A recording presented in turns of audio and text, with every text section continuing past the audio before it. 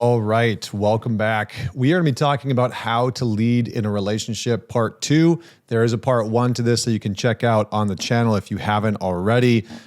Tons of people have loved that video, so go and check it out, either on YouTube or Spotify.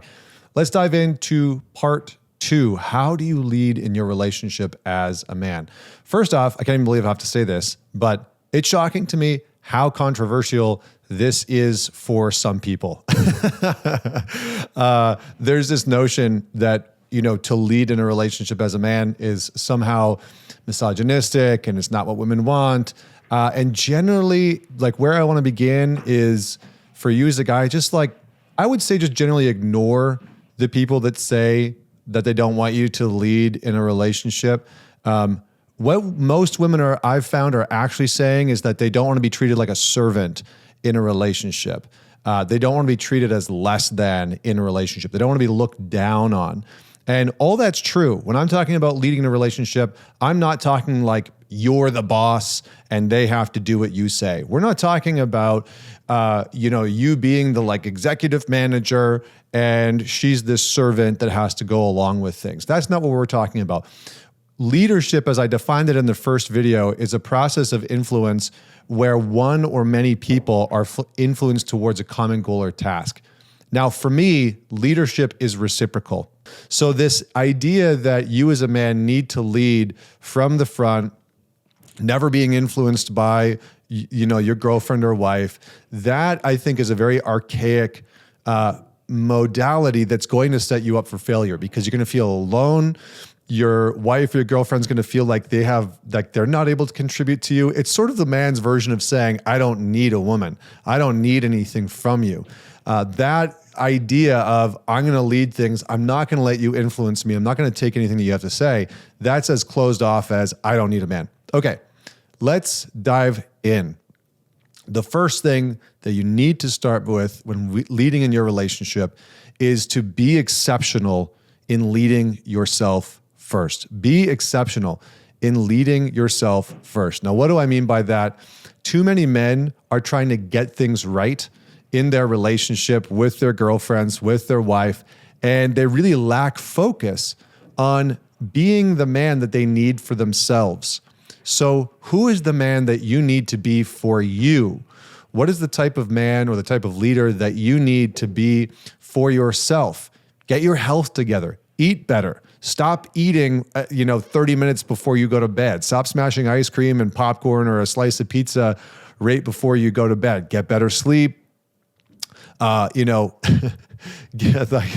of the things I wanted, I had the moment from Home Alone in my head, take a damn shower every day, you filthy animal. I remember there was times in my life where it's just a day or two would go by, and even though I'd work out, I just wouldn't take a shower. I know some of you are doing that. Don't judge me, right? I know some of you do that. You're just it's okay if I don't shower. I worked out. I'm gonna go to bed. I'm not gonna shower. I see you guys. I know. I'm a bit of an animal myself. Step number 2 to leading in your relationship more effectively. Stop taking her emotions so personally, okay? Most men try and lead emotionally in a relationship by solving your girlfriend's problems, your wife's issues, by trying to fix it, by trying to make them feel better, by jumping, through hoops to try and figure out how you can rectify the issue for them. And most of those things are going to not feel like leadership. Leading when your partner, especially a woman, is really upset, angry, sad, is about becoming a harbor where she can bring those things.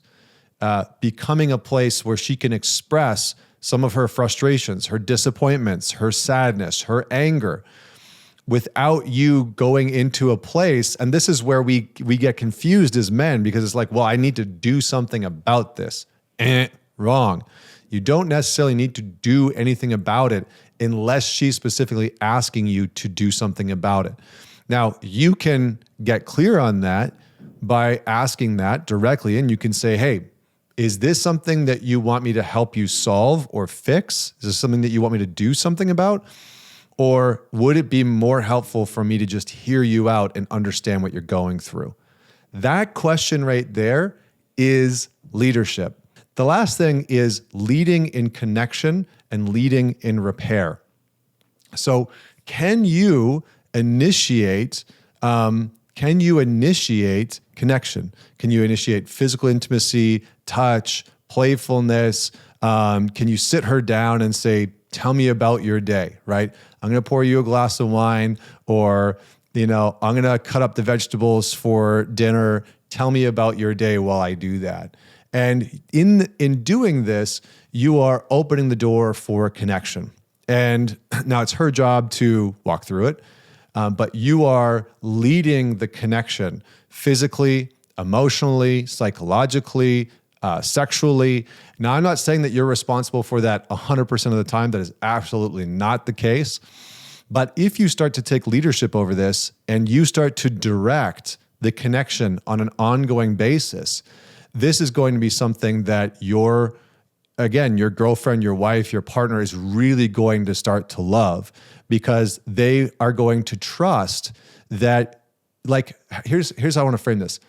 A man who initiates interest in connection is a man that is showing that he chooses that woman. And I'm using a, man and a woman because that's just the majority of my audience.